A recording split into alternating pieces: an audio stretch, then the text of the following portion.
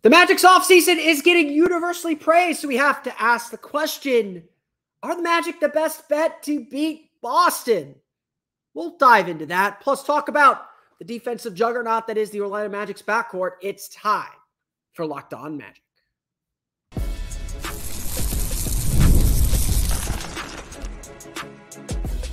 You are Locked On Magic, your daily Orlando Magic podcast. Part of the Locked On Podcast Network, your team every day. And you are indeed Locked On Magic. Today is July 10th. It will be July 11th, 2024. My name is Philip Rossman-Reich. I'm the senior writer over at OrlandoMagicDaily.com. Of course, follow me on Twitter at PhilipRR_OMD. On today's episode of Locked On Magic, we're going to ask the big question. Are the Magic the best bet to beat the Boston Celtics, to unseat the defending NBA champions? We're going to dive into that question a little bit and where the Magic sit in the Eastern Conference hierarchy. Plus, we will talk about one of the keys to that success, the Orlando Magic's now dominant defensive backcourt. We'll dive into the potential pairing or into the pairing of Jalen Suggs and Kentavious Caldwell-Pope. We'll get to that coming up here in just a moment. But first, we want to thank you again for making Locked On Magic part of your day every day. No matter when you listen to us, whether it's first thing in the morning, whether it's right when we upload, we truly appreciate you making Locked On Magic part of your day every day. Remember, there's a great Locked On podcast covering every single team in the NBA. Just search for Locked On and the team you're looking for, the Locked On Podcast Network. It's your team every day. Today's episode of Locked On Magic is brought to you by Gametime. Download the Gametime app, create an account, and use code Locked On NBA for $20 off your first purchase. Terms do apply. If you're, us Magic fans, us people who follow the Magic, we want attention. Like, attention's not a bad thing, and sometimes it feels like we are attention starved. Whether we should or shouldn't be is another issue entirely, but yes, it does often feel like the national media is ignoring the Orlando Magic. We will surely complain about the Magic's lack of national television appearances when the schedule comes out in a couple weeks. I'm expecting 5, maybe, if we're lucky. It's still going to take a while for the Magic to gain respect. But in so much as we care what the national media thinks of us, or thinks of our team, the Magic have been getting rave reviews for their offseason. And look, I've sat here and told you the Magic are on paper better today than they were at the end of last season because Kentavious Caldwell-Pope is a clear upgrade and the Magic kept Gary Harris. They're switching out they're switching out Markelle Fultz for Anthony Black, which may or may not be a wash. There are things to be concerned about, and we'll get to some of those things a little bit later on in the summer. We're going to get through Summer League first. But Wednesday brought to us a big article from a national outlet, The Ringer. The Ringer is notably fairly pro-Magic. Shout out to Steve Cerruti, producer on The Ringer podcast there. They brought to us a big article, not only arguing that the Magic had a great offseason, something that ESPN also said. ESPN would also say that the Magic could still do a few more moves here and there. I am skeptical. That's not how they operate. But ESPN was glowing about the Magic's offseason. And now The Ringer has a full-length article talking about the Magic quietly winning the NBA offseason. Again, the splashiest, the biggest move they made was signing Kentavious Caldwell-Pope, and really saying, like, in the last 2 seasons, we had teams, young teams, that broke through into the playoffs, didn't do very much in the offseason, let their young players grow, the players that they drafted so carefully grow, and turned into juggernauts. It was the Memphis Grizzlies 2 years ago, and I know they missed the playoffs last year, but they were the 2 seed, the two seed 2 years ago until the Ja Morant incidents completely derailed them. And you have the Oklahoma City Thunder, the top seed in the Western Conference last year. Both teams had young superstars in Ja Morant and Shai Gilgeous-Alexander. They both had clear identities that amplified their stars, but gave the team an identity beyond them. They both kind of caught the league by surprise, and they both seem to be set up for the long term. It does not feel like the Magic are going away anytime soon, if that's how we want to phrase it. the Magic are going to be a factor in the playoff chase. And like, I may be on a little bit more on the pessimistic side, not pessimistic side, but the realist side. This team is very capable of taking another leap. And as Michael Pino writes in that article for The Ringer, the Magic's ability to take that step forward relies wholly on Paolo Banchero. And that's something I feel I've been arguing all offseason, is that the Magic didn't need to go out and make any humongous moves, because at the end of the day, all that matters is making the most of Paolo Banchero. And it starts with Paolo getting better. It starts with Franz getting better. It starts with Jalen Suggs getting better. The Magic didn't need to go out and force things, because if they truly believe in their young players, which they gave Franz Wagner a max contract, they truly do, then they should believe that they are going to be the players that lead them forward, and that they don't need the outside shot. They just need to add the right supporting players to make them better in the long term. On top of all this, of course, the Magic kept a lot of financial flexibility and roster flexibility. All of their new contracts are fairly protected. Goga Bitadze 3-year deal is the only one that doesn't have any non-guarantees or options on it, I believe. That Jonathan Isaac extension is going to be the best contract in the NBA in a couple years, in my opinion. The Magic are really, really, really well set up, so long as their young players get better. But look, this isn't just about the future. It can't just be about the future. I should not be sitting here and talking only about this distant thing that's going to happen 5-6 years from now. 2030 is coming. We all know it. Every Magic fan should know the significance of 2030. Sorry, Alex Martins. But it is also about the present. And it is also about, how do the Magic stack up against the teams in the Eastern Conference? And look, that's the part that I'm sitting here looking at this roster a little bit concerned about, because I do think the Magic got better, but I don't think they necessarily solved the problems that caused them to lose Game 7 or caused them to lose Game 5 or Games 1 and 2. I just went through all 4 games. It's not that the Magic aren't close. I think they are really close to true title contention. But ultimately, everything you do has to be focused on and thinking a little bit about, what's it going to be like in the playoffs? That's why the Magic didn't go get D'Angelo Russell or go get Tyus Jones. It's not just that the Magic believe in continuity and believe in it as a core tenet or as something that is important to growth. As Jeff Weltman said Saturday, you can only bet on continuity when you're winning. The Magic were winning. They bet on continuity again. Rest assured, if the Magic fall down to the 8th seed, if they win only 43, 44 games, if they take a step back this year, if things do look like they're going stale, they'll make changes. That's when the continuity ends. That's when they may look to be more aggressive to go get the player that makes sense. That's not where the Magic are now. But we still have to be thinking about this, because ultimately, if the Magic are going to go where they want to go, they've got to beat the Boston Celtics. Yes, they got to beat the New York Knicks. They got to beat the Milwaukee Bucks. They got to beat the Philadelphia 76ers, the New York Knicks, the Indiana Pacers.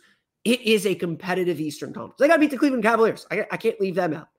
It is a competitive Eastern Conference. And like I've been saying, this conference, this season, is going to play out very similar to last season. Everything is going to be up for grabs on the last day of the season. Every game is going to be important. And the difference between home court advantage and the play-in tournament, just like it was last year, could come down to one game.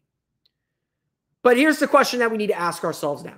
Now that the offseason is starting to quiet down, we'll get some trade talk. As everyone, I was listening to another podcast this morning, and they were all saying, when all the GMs get together at Summer League, that's kind of when the trade season picks up again. So we're not done with the offseason yet. I don't anticipate the Magic doing anything, but there's still a lot of things that could happen around the league. So let's not, we will revisit this as we get closer to the season. But now is the time to start thinking about, what is the competition like, and are the Magic the best bet to beat the Celtics? I want to talk a little bit about that and examine that coming up here in just a moment.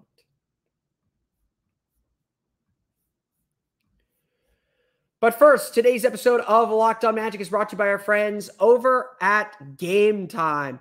It is a busy summer here in Orlando. We had the summer of soccer, the Orlando Pride still going strong.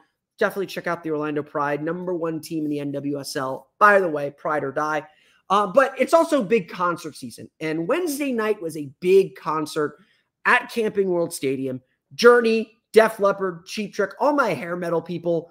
That was your day. And I really wanted to go to that concert, but I had a family obligation that I needed to go to. I wanted to watch the U.S. basketball game, which I'll be watching shortly after I'm done recording here against Canada. So it just didn't work out in my schedule. But I was sitting there waiting for dinner to arrive, waiting for dinner with my family.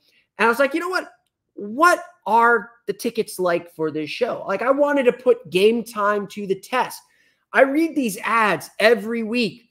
And they tell me, oh, best place to go for last-minute tickets. You could save up to 60% off buying last minute for sports, concerts, comedy, theater, anything you want.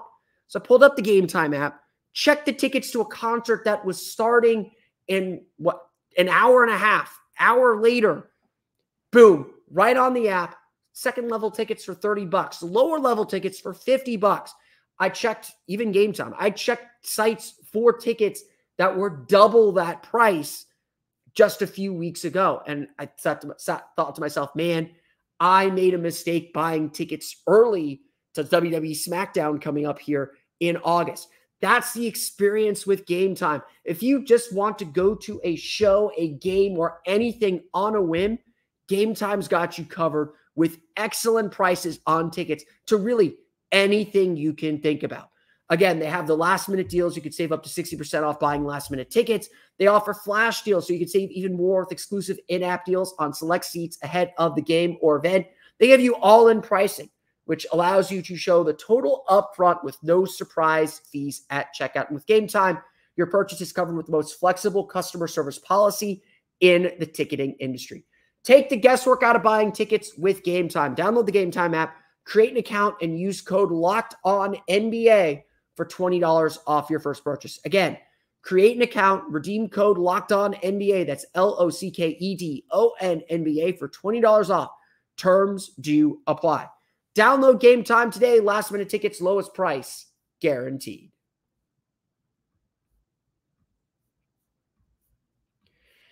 We want to thank you for making Locked On Magic part of your day every day. For your next listen, be sure to check out the Locked On Sports Today 24/7 streaming channel. It has you covered every day with the biggest stories in sports from the local experts who know their team best. Think of it as the best of the Locked On Podcast Network. You want to get the lowdown on the biggest stories in sports? Don't go to the national guys. They just kind of dip their toe in the water. They don't know what's going on. Local experts covering their teams every single day. Locked On Sports is your team every day, and the Locked On Sports Day brings you the best from those local experts every day, streaming 24/7 on YouTube or the free Amazon Fire TV channels app. It's all part of the Locked On Podcast Network, your team every day. So I don't want to go too final into this. And I want to make it more Magic focused. So if you're jumping in here, listening from another team, thank you for joining the show. Love you guys. Appreciate you checking out the Orlando Magic. We have cookies. We'll make your life miserable on the court, but we're a welcoming fan base. Just give us our respects. But the Magic are a really dangerous team, and they are an interesting team when it comes to matching up with the Celtics. And again, at the end of the day, right now everyone's chasing Boston. Boston did not have any additions besides Baylor Shireman in the draft. They did not change their core group of players. In fact, they're like the only good team that did not have any major changes. I think Milwaukee had a few. They lost Malik Beasley, but the Celtics are going to be the juggernaut they were last year. Jaylen Brown's on a big contract. Jason Tatum just signed an extension. Derek White just signed a new deal. The Celtics aren't going anywhere. There's everyone saying that the dynasty is dead in the modern NBA thanks to the second apron. Boston ain't going anywhere anytime soon. And now that they've won a championship, they know how to get there. All those doubts about them being able to finally get to the top of the mountain, those doubts are gone. They have done it. They will do it again. So everyone is chasing Boston. And, look, I'm not going to sit here and pretend the Magic are a perfect matchup or perfect team to face the Celtics. I don't know if there is one in the East. Every single team in the Eastern Conference has flaws. They have reasons to believe in them. I think 2 through 7 in the Eastern Conference is going to be a battle. I want to stress this to Magic fans and to fans throughout the Eastern Conference. 2 through 7 in the Eastern Conference is going to be a war. Every single day, every single game till game 82. It's going to be a battle for every spot. I think Boston will still be the top seed in the East. Milwaukee's going to bounce back. They're now have a full offseason with Doc Rivers, a full year of Giannis and Damian Lillard together. That's still a really dangerous team. Philadelphia added Paul George this summer. Tyrese Maxey is an all-star. If they're healthy, they are the best bet to beat Boston. That's just the way it is. Joel Embiid is an MVP caliber player. Tyrese Maxey and Paul George are excellent supporting players for him. If they're healthy, they are the most dangerous team in the Eastern Conference behind the Celtics. The Knicks are the Knicks. We know a Tom Thibodeau team is going to defend, and even though they are short a center after losing Isaiah Hartenstein, Mitchell Robinson, if he's healthy, is a very strong player. They've got a lot more offensive firepower too now with Mikal Bridges, and Mikal Bridges is a pretty darn good defender as well. We saw what they could do in the playoffs. Indiana made the Eastern Conference Finals. They now have a full offseason with Pascal Siakam. They are a dangerous team. They somewhat underperformed because they had to adjust to the trade. They had some injuries. They went to the championship of the in-season tournament. They went to the Eastern Conference Finals. There is no reason to doubt them. Would not surprise me if the 4-5 in the Eastern Conference, or even the 3-6 to be for that matter, is a Magic Pacers play series. I would fully expect the Magic and Pacers to be a battle. And again, Orlando was like the only team that could slow Indiana down last year. That would be a battle. It would be a war. Cleveland brought all 4 of their players back despite the chaos that seemed to be surrounding them during that series against the Magic. Kenny Atkinson's now their head coach. Excellent head coach. Really love that hire for them. He'll keep their defense and expand their offense. I think Cleveland is going to be a dangerous team once again. And then you have the Magic. And the Magic are a team that is betting on internal growth, on Paolo Banchero looking like what he did during the playoffs and elevating his game to another level, getting Franz Wagner back to shooting at a high level. At the end of the day, though, Orlando is built on their defense. And what makes this team unique and what makes this team potentially difficult in any series with the Celtics is that defense. You look at how Boston plays, Orlando is trying to play the same way. They want multiple decision makers on the floor. They want to be able to switch and defend their own man no matter the position. And where Boston was able to beat Orlando was forcing turnovers, turning misses into fast breaks, and beating the Magic before they could get their defense set. The Magic were able to switch. They didn't defend the paint perfectly against Boston especially those 2 games back in December. But Orlando is definitely a capable defensive team with the size and the defensive principles to really give them problems. But you've heard the hint there, and it's something that Pina does mention in his article about the Magic. The offense is still the big question. The question is whether the Magic can score enough to keep up with a team like Boston, or score enough really to compete with any top team. You look at the top teams in the East. Orlando went 2-2 against Cleveland, 2-2 against Milwaukee, 0-3 against Philadelphia, 2-2 against the Knicks, 2-1 against the Pacers. The Magic have some really nice wins, but that loss to the Pacers came. Magic were 3-1 against, I think, against the Knicks.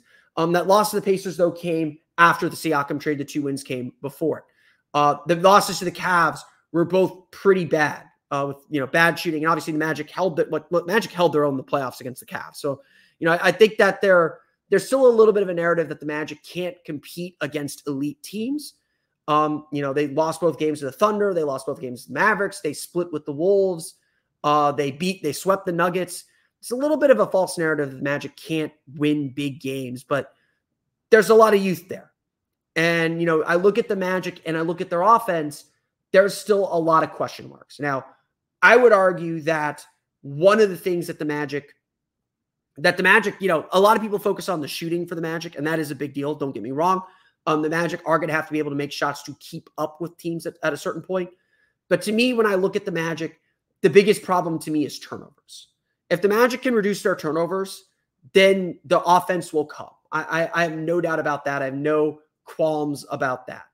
That to me is the big thing. But Orlando's got to prove themselves.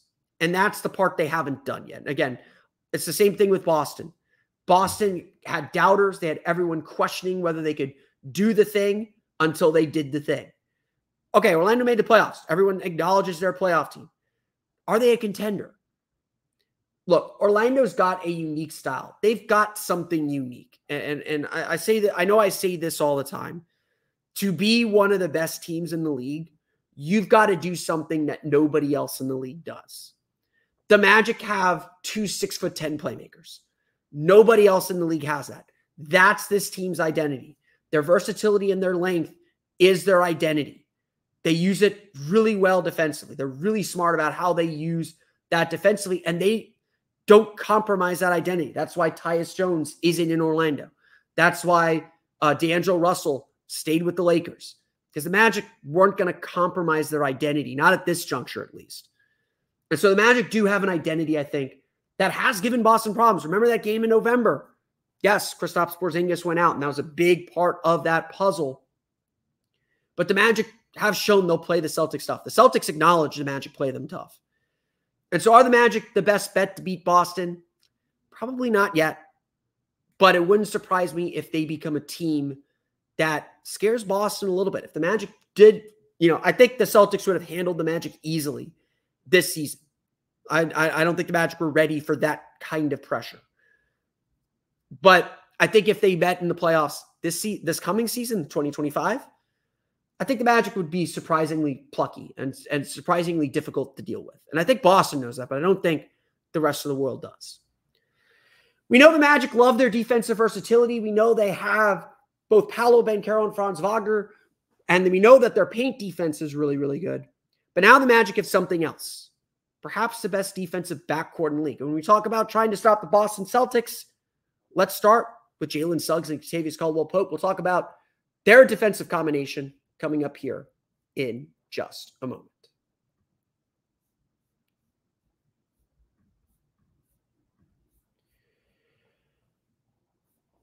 So obviously the biggest move the Magic made, the real move that the Magic made this summer was to add Kentavious Caldwell-Pope.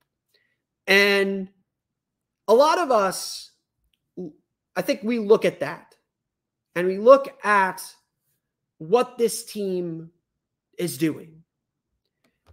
And we see, okay, they added an excellent three-point shooter, 40% three-point shooter. We'll see if the Magic can increase his volume and really take advantage of that. Nuggets were also a low-volume three-point shooting team. So we'll see if the Magic can generate Josh Cohen of OrlandoMagic.com did a good piece saying that, the Nuggets didn't really do a lot of kick-out threes, the kind of threes the Magic typically look for. Kentavious Caldwell-Pope could take a lot more threes for the Magic than he did with the Nuggets. We'll find out. We'll find out about that here in the coming weeks and months. The one thing though that the Magic really like about Kentavious Caldwell-Pope, and the reason that frankly he's here, is that he is a strong defender. As Jeff Wellman pointed out, he relished the challenge of taking on the opposing team's best player, taking on the player with the most usage, the player that's going to dominate the ball and dominate the scoring. Yes, there is this narrative going around that Kentavious Caldwell-Pope struggled with Anthony Edwards. The Nuggets moved him off Anthony Edwards during that playoff series. They lost that series in 7. KCP may have been nursing a little bit of an injury. There's that narrative out there. But it's also Anthony Edwards who's going to score no matter who's defending him. You just have to make his life hard. But now the Magic have 2 of the best perimeter defenders in the league. Yes, Kentavious Caldwell-Pope did not make all defensive team last year, but he was in the running. It was something he was gunning for. It was something that he wanted, and he did get about a dozen votes for second team all defensive team.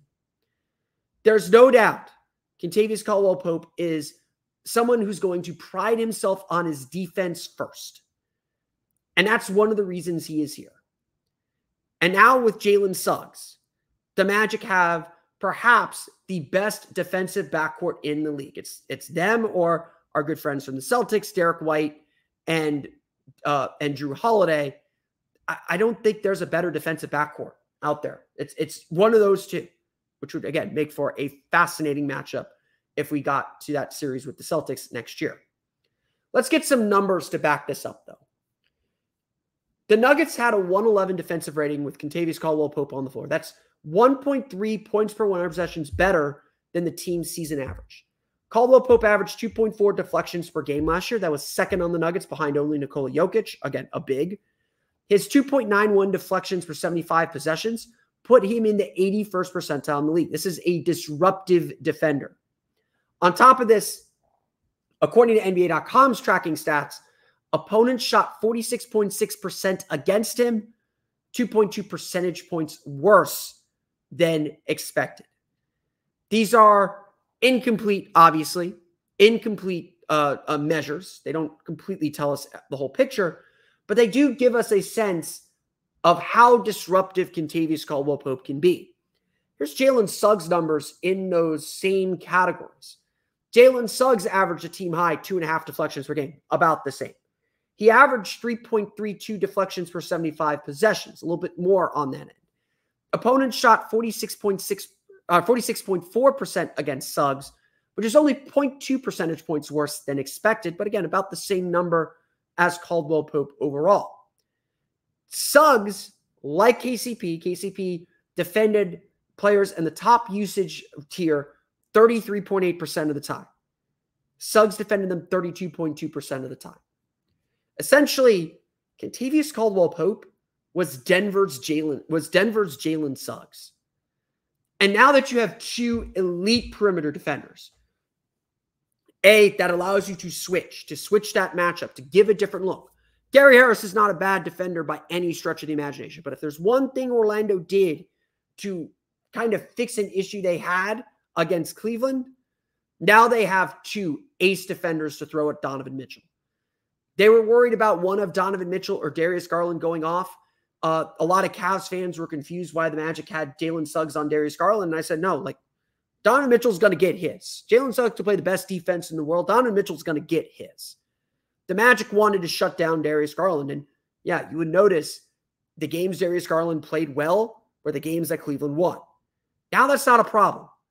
I'm not worried about either Darius Garland or Donovan Mitchell. Donovan Mitchell's going to get off, but the Magic will have a good defender on him. Whereas last year, not that Gary Harris is a bad defender, he is not a disruptive defender, not in the way that KCP and Jalen Suggs clearly are. This also allows you to be more aggressive. We know that Jamal Mosley wants to build an aggressive physical defense. When you know you've got help behind you, when you know that there's another ace defender to spell you, to give you a break, to take your matchup when you need it, that allows you to be more aggressive, to be more physical. The Magic, I think, are going to ratchet up the aggression and be willing to blitz and attack a lot more because they know they have good defenders behind them, whether that's Jonathan Isaac, whether that's Wendell Carter, whether that's Franz Wagner, who is also a very good defender. This is going to give the Magic a whole new dimension to what is already one of the best defenses in the league. And I don't think we're giving that enough credit. Honestly, in my initial analysis of the KCP signing, I don't think I gave that enough credit or understood how good of a defender KCP is. But he is a really good defender. And now the Magic, the Magic might have the best defensive backcourt in the league, if not top two. Again, I'm looking at it. Maybe Shea and Lou Dort. I'll give them that. The Magic have one of the three best defensive backcourts in the league. We're going to talk about them in that breath. And that's, again, who the Magic want to be. That's what they're betting on. That's their identity. And again, if they want to go beat the Boston Celtics, if they want to win titles, this is the identity the Magic are betting on, and this is what they feel they have to do to win.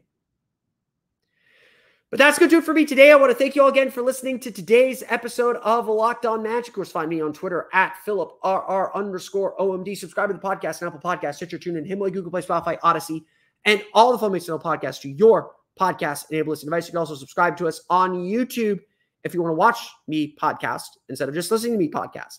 Or if you want to listen to me podcast instead of just watching me podcast, you can download us wherever you download podcasts. For the latest on the Orlando Magic, be sure to check out OrlandoMagicDaily.com. Of course, find me on Twitter at OMagicDaily. And for even more Orlando Magic content, be sure to check out my Patreon page, the Orlando Magic Hub. You can find that at patreon.com/Orlando Magic Hub. And as always, thank you for your support. Now that you're done listening to me, be sure to check out the Locked On Sports Today 24/7 streaming channel on YouTube and now available on Amazon Fire TV in the free Fire TV channels app. Locked On Sports Today is free 24/7, covering the top sports stories of the day with the local experts of Locked On, plus our national shows covering every league. Find Locked On Sports Today now available on the free Fire TV channels app. That's going to do it for me today, though. I want to thank you all again for listening to today's episode of Locked On Magic. On tomorrow's episode of Locked On Magic, we will chat the players to watch in Las Vegas. Not just Tristan Da Silva, Anthony Black, and Jett Howard. We'll dive deeper into the roster, tell you some non-roster players I'm going to have my eyes on during Summer League. We'll get to that on tomorrow's episode of Locked On Magic. But until then, for Orlando Magic Daily and Locked On Magic, this has been Philip Rossman-Reich. We'll see you all again next time for another episode of Locked On Magic.